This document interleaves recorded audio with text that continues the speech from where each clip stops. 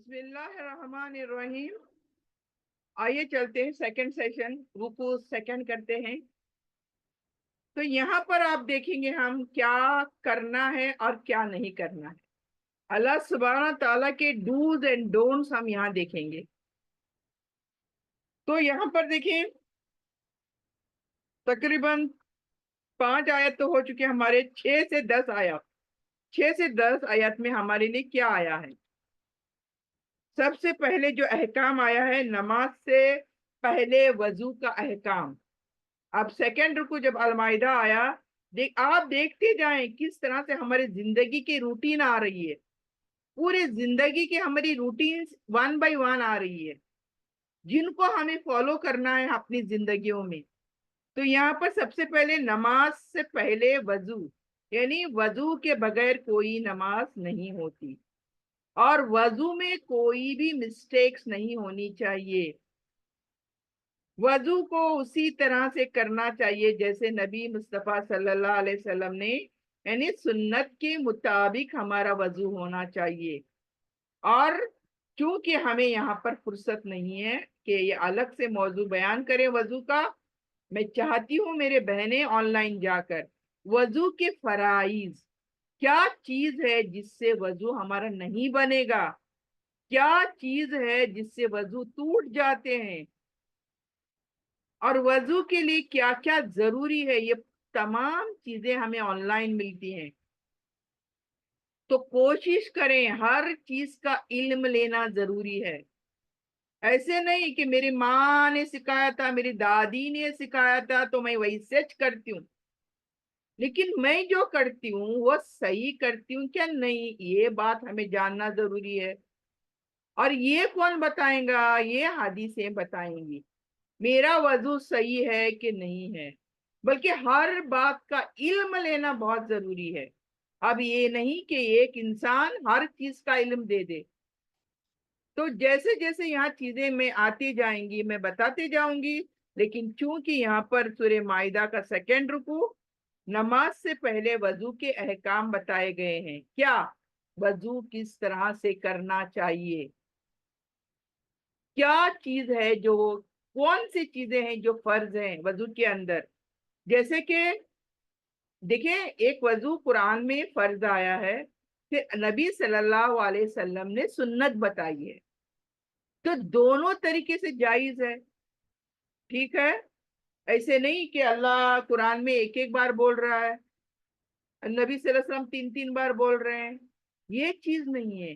قرآن کو مور ایلابریٹ کر کے اللہ سبحانہ نبی صلی اللہ علیہ وسلم نے ڈیٹیل میں بتایا ہے. اور یہاں پر کیونکہ قرآن ہے، قرآن میں ہر چیز ڈیٹیل ہو نہیں سکتی. اللہ سبحانہ تعالیٰ نے in short to the point بیان کیا ہے. کیا کہ تمہیں نماز سے پہلے کیا دھونا ہے وضو میں. وضو مطلب دھونا، باڈی پارٹس کو دھونا وضو بولتے ہیں. آزا یعنی پارٹس، باڈی پارٹ، اس سے وضو نکلا، پارٹس کو دھونا وضو ہے. ٹھیک ہے. تو اللہ سبحانہ تعالیٰ نے کیا کہا؟ چہرہ دھو، ہاتھ کہنیوں تک دھو. یعنی ہتھیلیاں ہم الگ دھوتے ہیں سب سے پہلے، لیکن اللہ تعالیٰ نے ان شارٹ بتا دیا کہ پورا ہاتھ دھو، کہنیوں تک دھو. اور سر کا مسح کرنے کے لیے کہا اللہ تعالیٰ نے. یعنی 4 چیزیں بتائیں: چہرہ، پورا ہاتھ کہنیوں تک، اور مسح سر کا، آدھے سر کا مسح، اور ٹخنوں تک دھونا. پیر کے ٹخنے جو دونوں سائڈ کے اتنا پیر گیلا ہونا چاہیے اور کوئی بھی حصہ سوکھا نہیں رہنا چاہیے. یہ نماز اور وضو کا الگ ٹاپک ہے. اللہ تعالیٰ کبھی اجازت دے تو میں یہ سنت طریقے بھی بہت دل میں ہے کہ میں بتاؤں آپ کو کبھی ایسا موقع لے کر. لیکن ابھی چونکہ ہمارا یہ موضوع نہیں ہے تو یہاں چونکہ وضو کا معاملہ بتایا اللہ تعالیٰ نے 4 چیزوں کو دھو: منہ کو، چہرے کو اپنے ہاتھوں تک کہنیوں تک دھو، سر کا آدھا مسح، اور ٹخنوں تک اپنے پیر کو دھو. یہ اللہ سبحانہ تعالیٰ نے کہا. پھر کہا کہ نیکسٹ جو وضو کہا اللہ تعالیٰ نے جنابت کی حالت میں. جنابت یعنی میاں بیوی جو ہیں وہ جو جنابت ہوتا ہے تو اس کے بعد उनको किस तरह से अपना पाकिज़गी हासिल करना है, ये भी अल्लाह ने बता दिया। इला सलाती फक्सिलु, ये यहाँ पर देखो, यहाँ पर औला मस्तुमुन निसा फलम तजीदु मा फतयम्ममु सईदा। तो यहाँ पर जनाबत की हालत में अल्लाह ने कहा कि जब तुम जनाबत की हालत में हो तो मुकम्मिल गुस्ल करो। मुकम्मिल गुस्ल अभी ये भी सीखना है। पता नहीं कौन कौन औरत ये सीखती है कि जनाबत का पानी गुस्ल जो हम डालते हैं, क्या चीज फर्ज है, अगर वो नहीं करते हैं तो गुस्ल नहीं होता। कितनी औरतें जानती हैं ये चीज। देखिए, आजकल किसी को पूछने की जरूरत नहीं, न कहीं जाने की जरूरत है, बल्कि ऑनलाइन जाकर आप पूछते हो कि औरत का गुस्ल जनाबत का किस तरीके का है, उसको डिटेल स्टडी मिल जाएगी। देखिए, आज दौर है, हमारे हाथों में इल्म है, उंगलियों में इल्म है। एक उंगली दबाओ और आपको इल्म हासिल हो जाता है।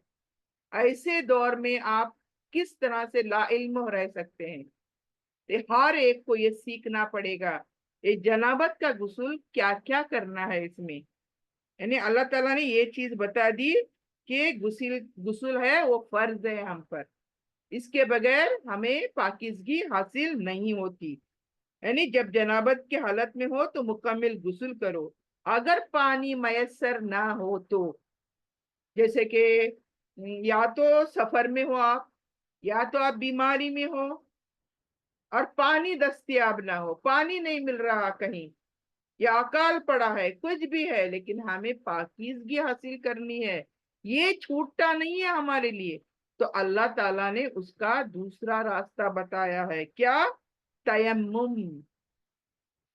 कुर्बान जाए हमारी तमाम लोगों की जिंदगियां उस जात पर जिसने हमारे लिए इतना कुछ सोचा है, इतनी रास्ते बताए हैं, और हम हैं कि गाफिल हैं, हम सोए हुए हैं।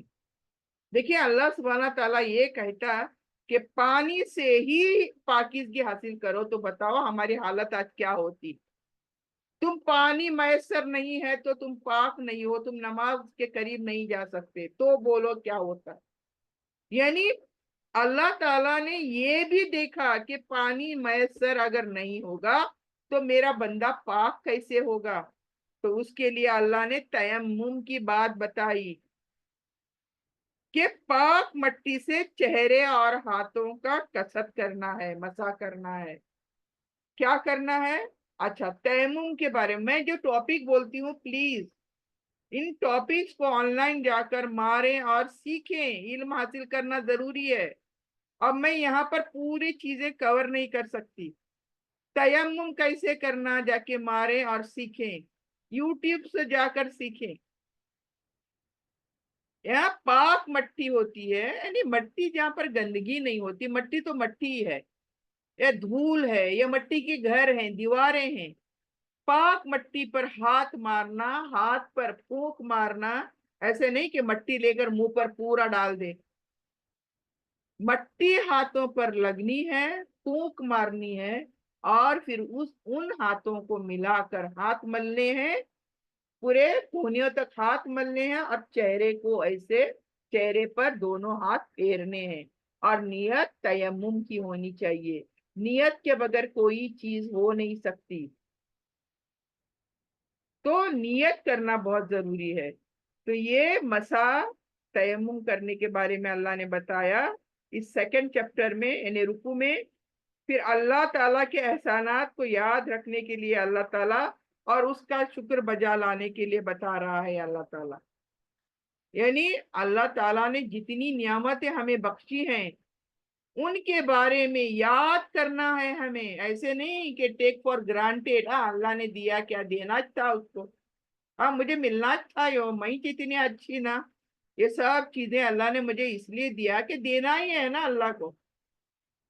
अल्लाह ताला ने दिया हमें ये तमाम चीजें, इसके लिए अल्लाह का शुक्र बजा लाना है, हमें ग्लोरीफाई करना है अपने रब का। पॉसिबल उतना हमें अल्लाह का क्या एहसान याद करना है, याद कर करके शुक्राना अदा करना है। تو اللہ کے احسانات کو یاد رکھنا ہے اور اس کا شکرانہ ادا کرنا ہے، اور نہ کرنے کے کام کیا اس رکوع کے اندر؟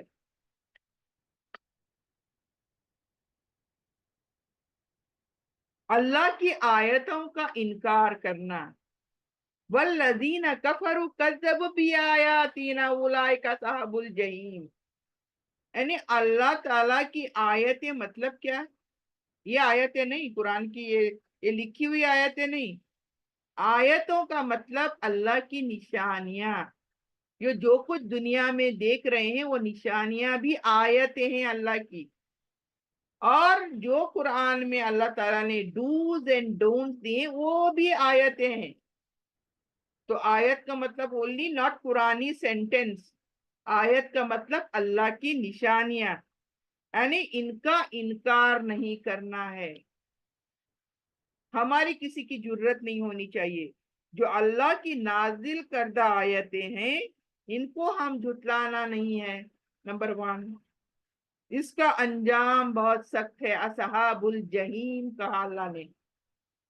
پھر ظاہر ایمان کے باوجود دل سے کفر نہ چھپاؤ، یعنی تمہارا ایمان تو ظاہر ہے، آپ مسلمان ہو، کپڑے پہنے ہی مسلمان ہیں، داڑھی جبہ خطبہ سب مسلمان ہیں، لیکن دل میں کفر، دل کے اندر وہ سب بغض، کینہ، کپٹ، جیلسی، تو یہ چیزوں سے ایمان اور یہ چیزیں ایک جگہ نہیں رہ سکتی، تو اس میں بہت ہمیں محتاط رہنا ہے، یعنی ظاہر ایمان کے باوجود بھی دل میں کفر ہمارے بالکل بھی نہیں رہنا۔ ہمیں نفاق معلوم نا، دو منہ والا جس کو بولتے ہیں، سانپ ہوتا ہے دو منہ والا، یعنی ادھر کا بھی اور ادھر کا بھی، کدھر کا ایک کا نہیں، ادھر اچھا فائدہ ہے تو ادھر کا، ادھر فائدہ ہے تو ادھر کا، ایسے دو منہ والے اللہ کو نہیں پسند، نفاق اللہ کو بالکل بھی نہیں پسند، ہمیں ان چیزوں سے باز رہنا ہے، اور اللہ کہتا ہے اللہ سے دشمنی نہ کرو، کیا مطلب؟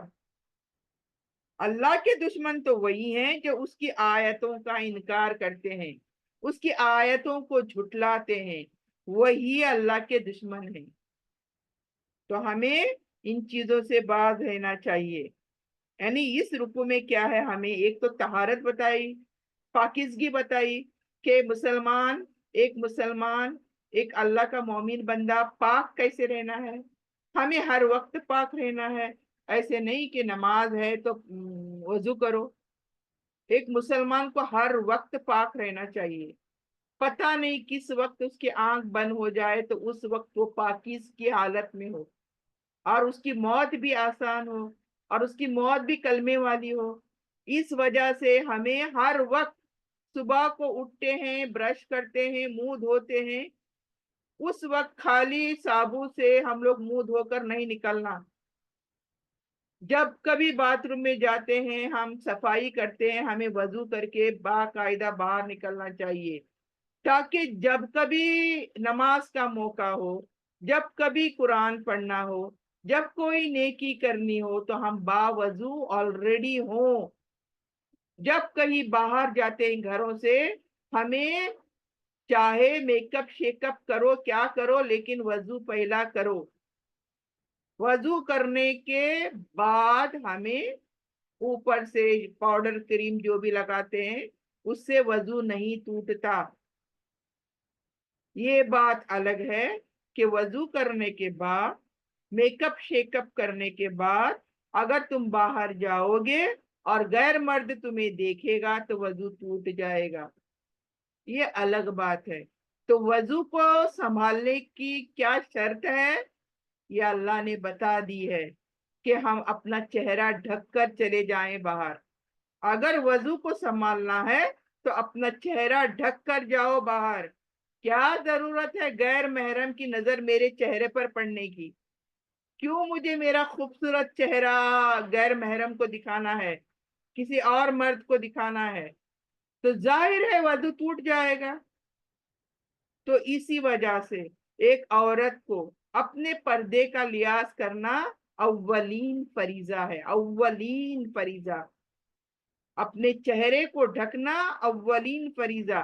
کس سے؟ گھر والوں سے نہیں، بلڈ ریلیٹیو سے نہیں، بلکہ پرائے مردوں سے، نامحرموں سے ہمیں اپنا چہرہ چھپانا چاہیے۔ تو یہ چیز بھی یہاں پر ہے، ورنہ وضو تو رہے گا نہیں، اور کہیں نماز کا وقت ہوگا تو وہ الگ کہ ہمیں وضو کرنا ہے، ہم اب وضو کرنا ہے بول کے پھر نماز کو گنوانا ہے، مطلب ایک گناہ پھر دوسرا گناہ پھر تیسرا گناہ، اس طرح سے گناہ پر گناہ ہم کرتے ہیں۔ اس لیے ایک عورت کو، ایک مسلمان عورت کو، یہ تو ہر کسی کی بات ہے لیکن میں یہاں کیونکہ بہنیں ہیں میں یہ بتاتی ہوں کہ اپنی دفاع، اپنا ڈیفینس سسٹم اپنے ساتھ رکھنا ہے۔ اور وہ ڈیفینس سسٹم کیا ہے؟ اپنا پردہ، اپنا پردہ یہ ڈیفینسو سسٹم ہے کہ کوئی مرد مجھے نہ دیکھے، کوئی پرائی نظر مجھ پر نہ پڑے۔ تو یہ اللہ تعالیٰ یہاں پر پاکیزگی، طہارت سب سے پہلے بتا رہا ہے۔ یعنی یہ سیکنڈ رکو ہم نے یہ چیزیں دیکھی، یعنی نماز، پاکیزگی، وضو، جنابت کا غسل، یہ سیکنڈ رکو میں ہم نے دیکھا۔ تھرڈ رکو میں ہم کیا دیکھتے ہیں؟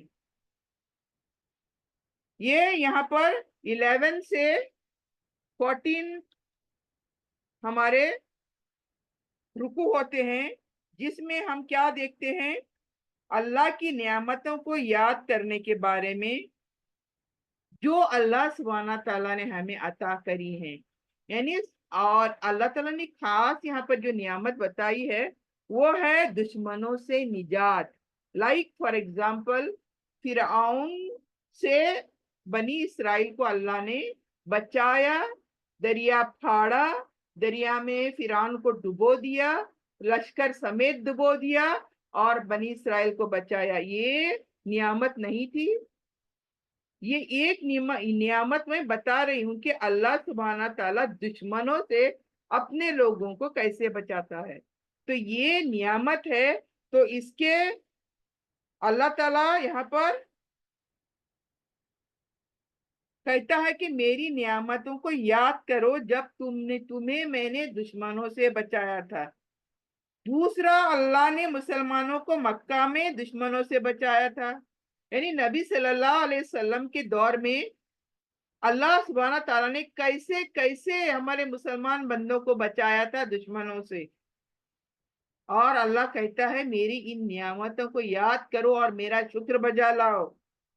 اور پھر اللہ کہتا ہے اسی سے ڈرو، یعنی اللہ سبحانہ تعالیٰ سے ڈرو اور اسی پر توکل کرو، اسی پر بھروسہ کرو، یعنی ہر حال میں تقوی اختیار کرو۔ یعنی اللہ سے اگر میں نہیں ڈرتی ہوں تھوڑی دیر کے بھی لیے تو میرا گناہ ہو جاتا ہے۔ سوری، اگر میں بالفرض اللہ تعالیٰ کا خوف ذرا بھی، یاد ذرا سی بھی میرے دل سے ہٹ جاتی ہے، اس وقت اللہ کا ڈر میرے سے نکل جاتا ہے اور میرا گناہ ہو جاتا ہے۔ اس لیے اللہ تعالیٰ کہتا ہے مجھے سے ڈرو اور میرے پر ہی بھروسہ کرو، ہر حال میں تقوی اختیار کرو اور دل سے اللہ پر اعتماد کرو کہ جو بھی ہوگا، چاہے اچھا ہوگا یا برا ہوگا، وہ ہوگا اللہ کی وجہ سے، اللہ کی اذن سے ہوگا، اللہ کی پرمیشن سے ہوگا، اور اس لیے ہوگا کہ اللہ نے چاہا ہے اس لیے ہوگا۔ ایسے نہیں مجھے اکیلی کو چنا اللہ نے اور دوسروں کو چھوڑ دیا، ایسے نہیں۔ تو جو کچھ بھی ہوگا ہمیں اللہ پر اعتماد، بھرپور بھروسہ کرنا چاہیے۔ اور پھر اللہ تعالیٰ یہاں پر دوبارہ کہتا ہے کیا؟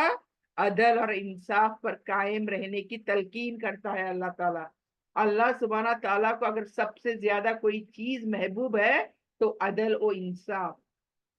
وہ عدل و انصاف چاہے بڑے سے بڑے کام میں ہو یا چھوٹے سے چھوٹے کام میں ہو، ہے نا؟ ہماری غیر ضروری چیزیں ہوتی ہیں نا دنیا میں، फॉर एग्जाम्पल हम कुछ बांटते हैं बहनों में भाइयों में, कुछ खाने की चीजें बांटते हैं या कोई कपड़े लत्ते बांटते हैं, तो उसको अच्छा दिया, उसको थोड़ा कम दिया, उसको थोड़ा ज्यादा दिया। हाँ, ये होता है हमारे अंदर। खाने की चीजें हैं, उसको कम दी, उसको ज्यादा मिली, उसको ज्यादा चाहती हूँ, उसको ज्यादा दी। ये देखिए, ये इंसाफ नहीं है। अदल और इंसाफ का ये तकाजा नहीं है। तुम जहां कहीं भी कुछ भी तुम करते हो, वहां पर अदल और इंसाफ करो। ये अल्लाह ताला कहता है कि इससे परहेज करना जायज बिल्कुल भी नहीं है। और ना करने के काम क्या है इसमें? आइए, अल्लाह सुब्हाना ताला की आयतों को भुला देना, यानी टेक फॉर ग्रांटेड। ये क्या है? अल्लाह के लिए बड़ी चीजें नहीं है ना? ये डेली देखती हूँ मैं, ये चांद सितारे, सैयारे, ये जमीन, ये आसमान, ये बारिश, ये पेड़ पौधे, ये परिंदे, ये डेली के है ना? इसमें क्या सोचना? देखिए, ये तमाम अल्लाह की आयतें हैं। इनको देखकर हमें फौरन से अल्लाह याद आ जाना चाहिए। ये अल्लाह सुब्हाना ताला की निशानियां हैं। इसी में हम अपने अल्लाह को, अपने रब को देख सकते हैं। इन्हीं नजारों में अपने रब को देख सकते हैं। जरा सोचो, एक चांद को, एक सूरज को, एक सैयारे को, एक सितारों को देखकर गौर से बैठो और सोचो कि मेरा रब कैसा होगा जिसने ये चीजें बनाई हैं। यानी किस नवई का, किस तरीके का होगा ये रब जिसने ये खूबसूरत चीजें हमारे लिए पैदा फरमाई हैं। तो ये चीजें देखिए, गौर करने को अल्लाह ताला फरमा रहा है। और अल्लाह की आयतों को भुला ना देना का मतलब क्या है? बनी इसराइल ने क्या किया? बनी इसराइल की तरह अल्लाह ताला कहता है कि तुम, जैसे उन्होंने किताब को अपने पीठ के पीछे डाला, तुम भी किताब को पीठ पीछे मत डालो। यानी उन्होंने जो तौरेत थी उनकी, मूसा अलैहिस्सलाम की जो तौरेत दी थी, उन्होंने अपने पीठ पीछे डाल दी। पीठ पीछे डालना यानी नाफरमानियां करना, निग्लेक्ट करना, अहकामों को तोड़ मरोड़ कर पेश करना, अपने लिए अहकामों में आसानियां करना, लोगों को जो चीजें किताब में नहीं है वो गरीब लोगों को बता देना कि ये अल्लाह की बातें हैं। इस तरह से ये बनी इसराइली नाफरमान बन गए थे अल्लाह के। अल्लाह ताला यहाँ पर याद करा रहा है कि तुम ऐसे मत बनो। तुम्हें ये कुरान नबी सल्लल्लाहु अलैहि वसल्लम ने लाकर यहाँ नाजिल किया भी, और तुम्हें देकर गए। अब तुम्हें इनको पीठ पीछे नहीं डालना है, बल्कि तुम्हें इनको थामना है और इनके अहकामों को मानना है। इसकी फरमाबरदारी तुम्हें करनी है। तो यहाँ अल्लाह याद दिला रहा है। और फिर अल्लाह कहता है, अल्लाह के अहदों को ना तोड़ो। यानी जैसे यहूदियों ने अल्लाह के अहदों को तोड़ डाला, अहद किया, हर बार अहद किया, अल्लाह नहीं हम करेंगे, अल्लाह नहीं हम मानेंगे, लेकिन फौरन से अहदों को तोड़ डाला उन्होंने। तो अल्लाह ने ऐसा करने को मना फरमाया। और फिर जिन्होंने अल्लाह की नाफरमानियां करी, इनके दिल पर सख्त हो गए। यानी हमारी आज मुसलमानों की हालत जरा गौर करें। हमारे भी दिल सख्त हो चुके हैं। क्यों? हमने अपने दिलों को नरम करने के लिए अल्लाह की किताब को पढ़ा ही नहीं, समझा ही नहीं, और कभी इस पर अमल ही नहीं करा, तो हमारे दिल नरम कैसे होंगे? देखिए, जो कोई भी कुरान के साथ है, गौर करें, ये मैं कुछ चीजें बता रही हूं आपको। जो कोई भी कुरान के साथ जुड़ा हुआ है, और जो भी कोई कुरान के साथ जुड़ता है, वो कभी भी हटता नहीं है। क्यों? क्योंकि उसको रब से मोहब्बत हो जाती है। जब उसको रब से मोहब्बत हो जाती है तो नेचुरली वो अल्लाह के बंदों से मोहब्बत करता है। दैट मीन्स उसका दिल नरम हो चुका होता है। अगर ऐसा है तो खुशकिस्मत है हम। हमें किसी की तकलीफ देखी नहीं जाती, हमें किसी का रोना देखा नहीं जाता, हमें बर्दाश्त नहीं होता किसी पर जुल्म हो रहा है, तो समझो कि हमारा दिल अभी जिंदा है। अगर ये तमाम चीजें हमारे साथ नहीं होती तो हमारा दिल मुर्दा है। तो अल्लाह ताला क्या फरमा रहा है? अपने दिलों को सख्त मत करो।